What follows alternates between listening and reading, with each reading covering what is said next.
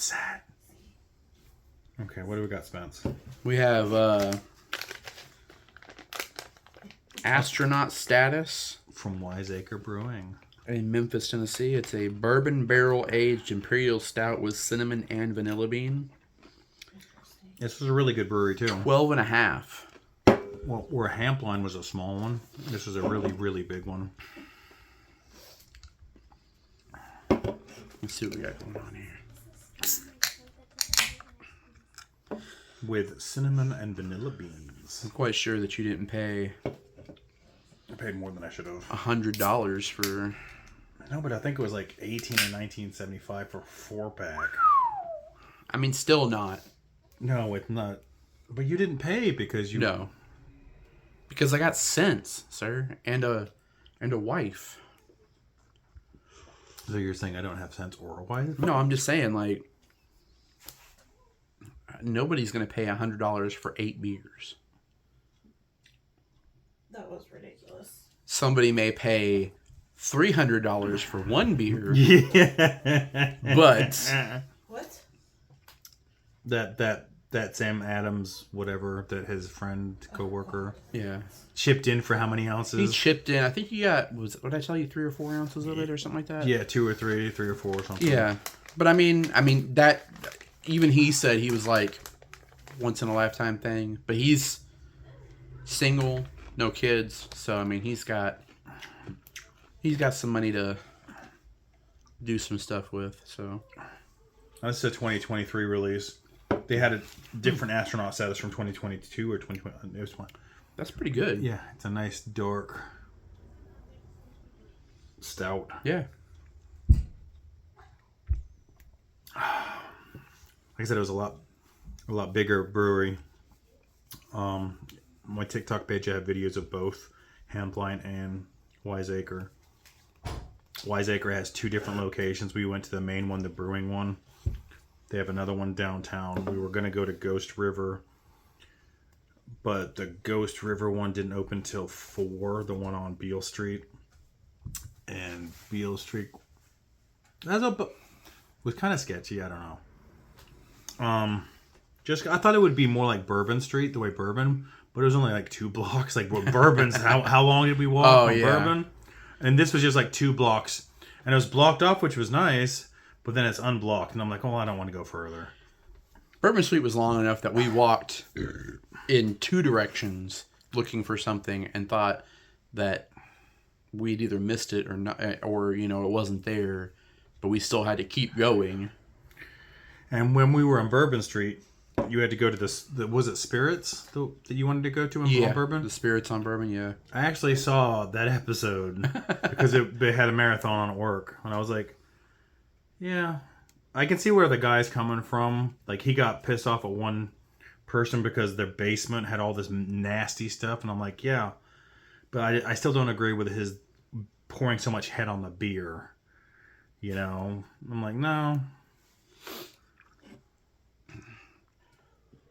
I'll never be a fan of too much head on beer. You're like, it releases oxygen. No. If it's draft beer, it's getting released when you're pouring it. I want to try. I don't know if you've ever seen the pour systems where it's like the cup and they sit it down. Yes, I would love to find a bar that has it. Yeah. So if you're a bar that has that and would like to sponsor us, tell us where you're at so we can come try it. Or if you watch this and you know where one's at. Yeah. Or you put the glass and it goes actually up inside the glass. Yeah. I don't know how that does. It's like magic.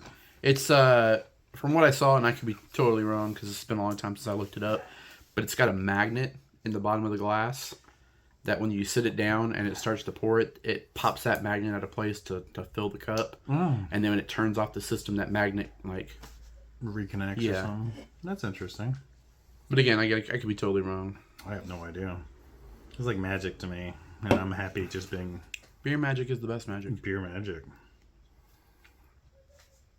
On a Saturday night. Because I actually got the night right. We went and had some Thai and a waitress who disappeared. More magic. It was magic. She disappeared. Until it was time to get the check. Yes. She's suddenly there. Oh, right here. You can pay right now with me. You know what the problem was? I'm sure if Kyle had been there, she'd been more attentive. You know, I'm just saying. So it's Kyle's fault. It is Kyle's fault. How about? I'll accept that, Kyle.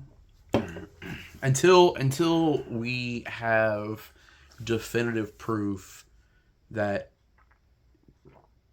you don't fix the situation, it's going to be your fault, sir. So, Does he say he does fix situations or something? I mean, you know, we don't know because he wasn't there.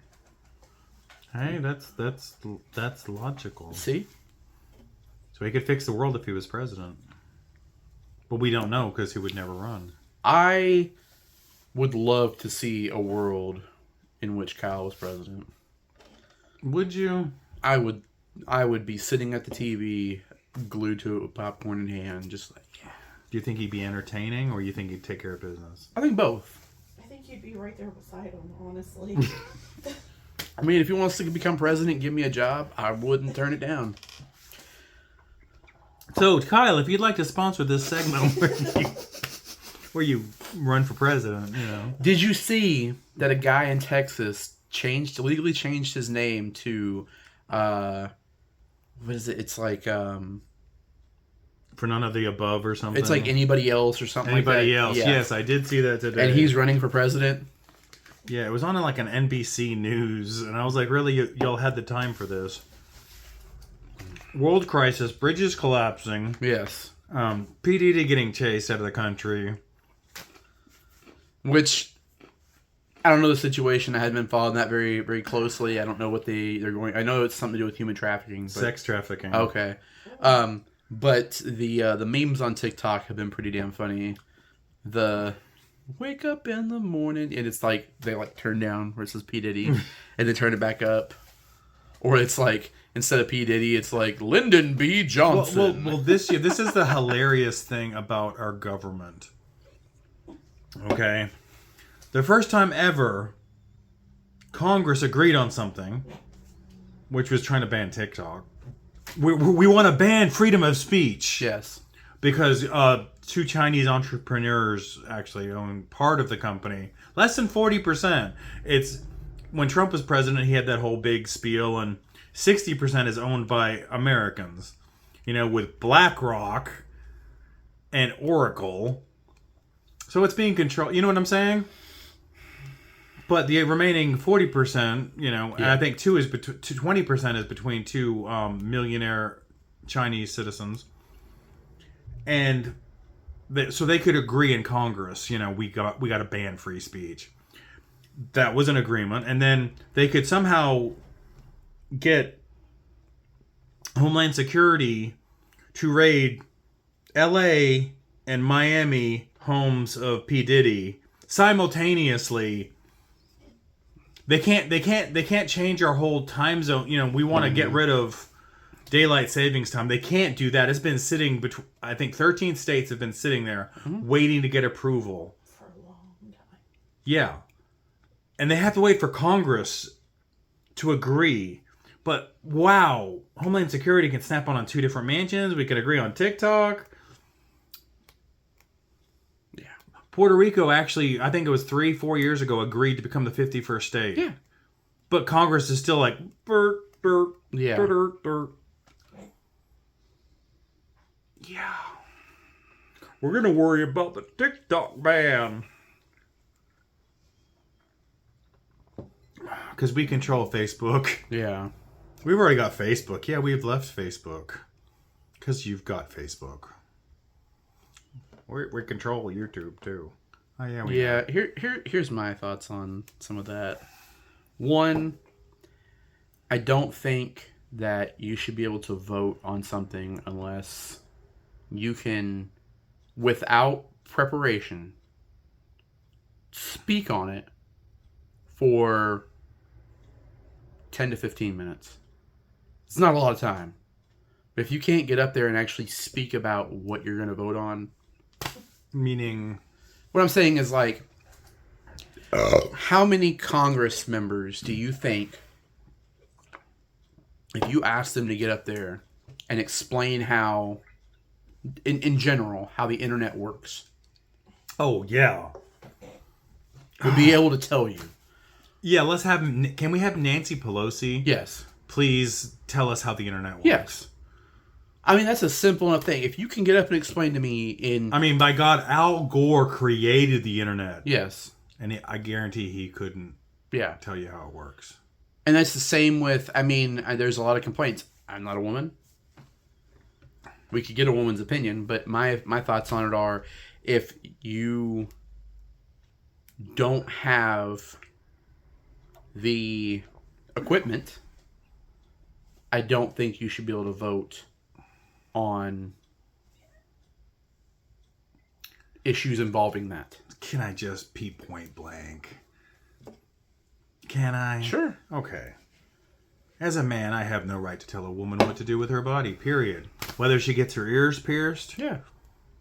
Or her tubes tied. Yeah. Or if she has birth control.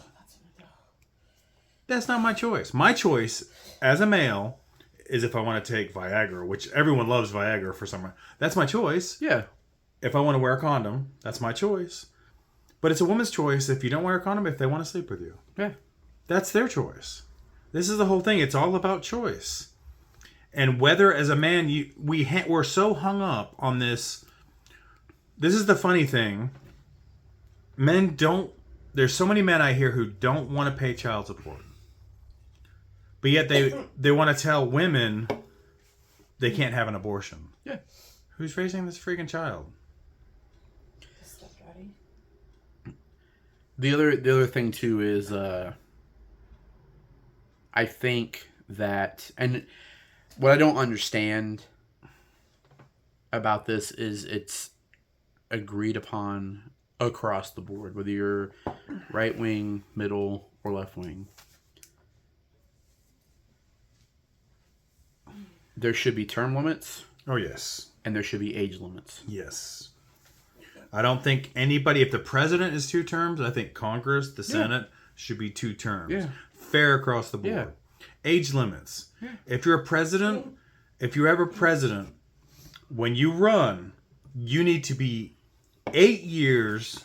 To me, your term limit should be 65. I could agree with that. That's the age of retirement. Age of retirement. Yeah. So when you run, you need to be 8 years before that. So when you're done in your term, you can freaking retire. Yeah. So what's that make it? 57? Yeah. You have to be 35 to run to begin with for president. So between 35 and 57. I would even agree with, because there are some people that wait till they're 67. Yeah. I would even agree with that. But yeah. But I get, yeah. They don't get poor man. Once you're elected, you're... Yeah. I also think that, I mean, there's a lot that goes into it. I mean, we could sit here all night and I could say, I think this, and I think this, and I think this. But what I was saying though is I don't get why.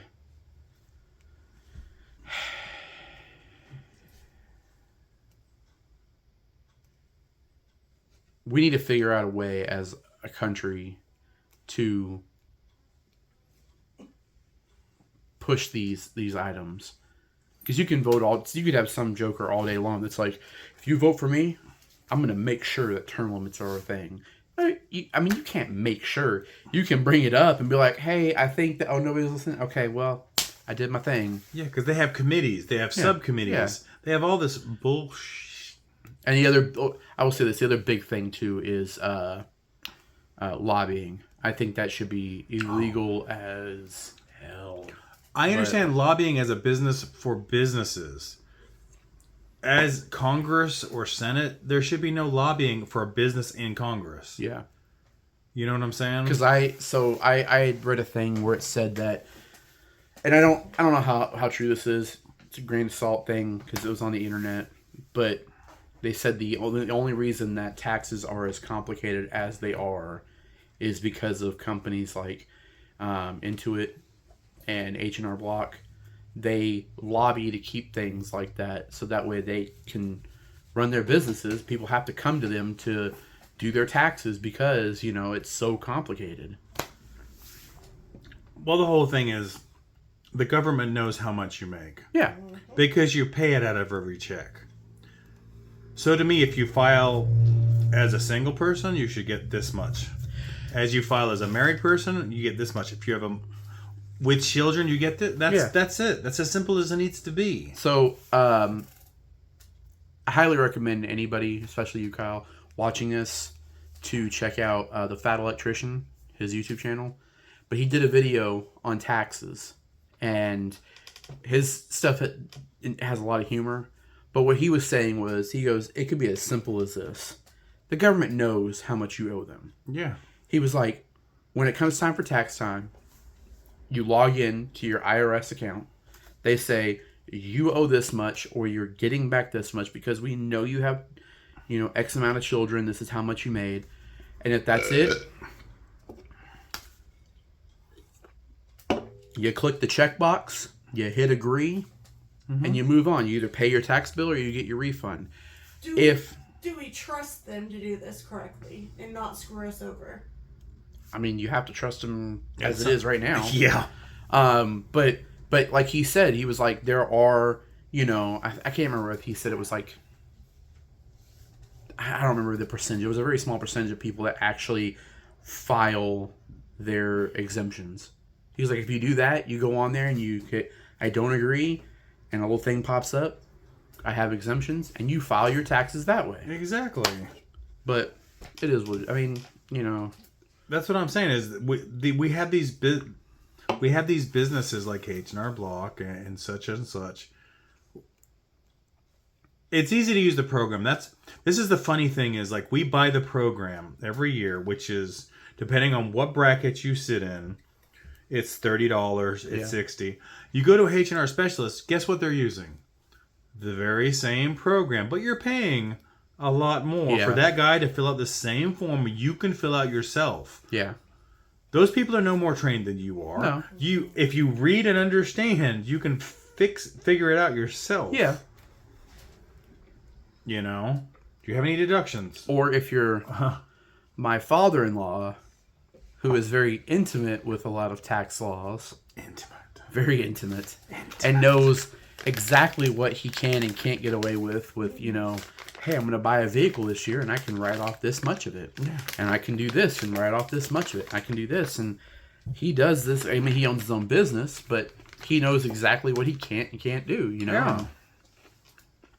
Well, that's the way it is. When I grew up, I had a friend whose dad would buy a house every 2 years. And during those 2 years, he would fix the house up. Mm-hmm. And when he would sell a house every 2 years, so he wouldn't pay the capital gains tax. Yeah. But he wouldn't make a big profit. And at the same time, he would buy a classic vehicle. And would fix up the classic vehicle. And he would sell it. Not at an exorbitant rate. Just enough so that we could live on for 2 years. It's basically a 2 year reset. And he wasn't trying to become rich. He was just trying not to have to work for somebody else. Yeah. You know, and he paid his taxes and he did everything, you know. And he was a single man who was happy the way his life was. Yeah. You know, and it's like, shouldn't that be something we should all want? Is just to basically do what we want without having to deal with everything else. So I have seen some things, and I don't know the legality of it. I haven't actually looked into it.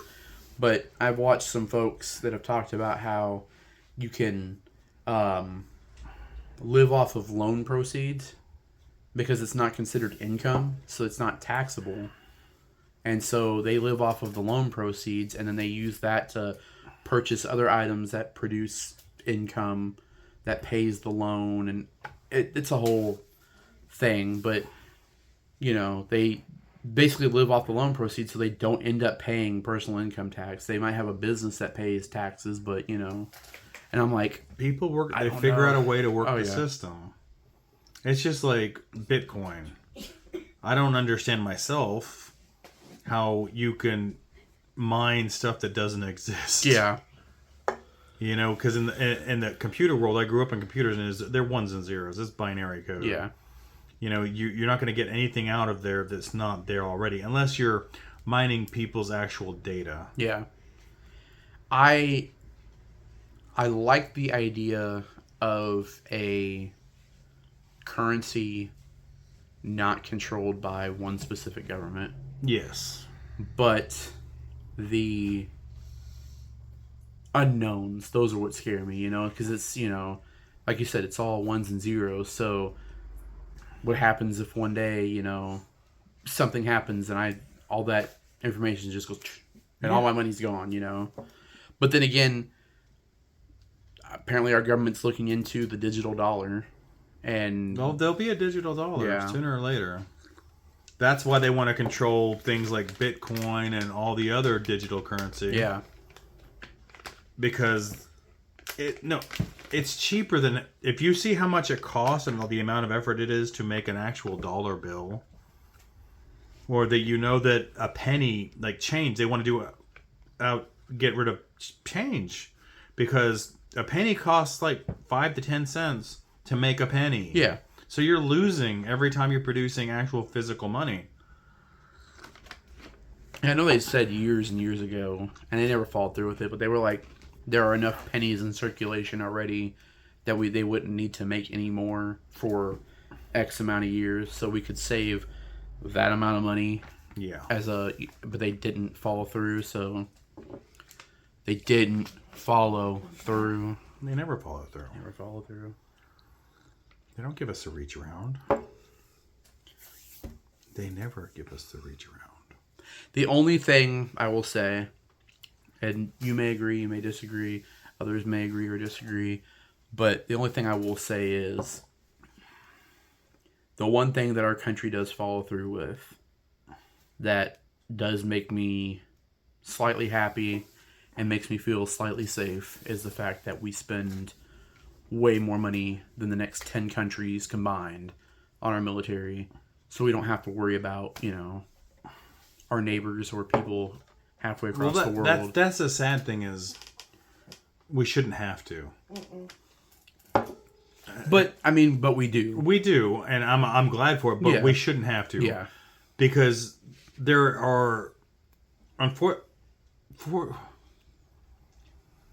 if you look at the world as it is, if you get to know people, you visit foreign countries, there are more good people in this world than bad people.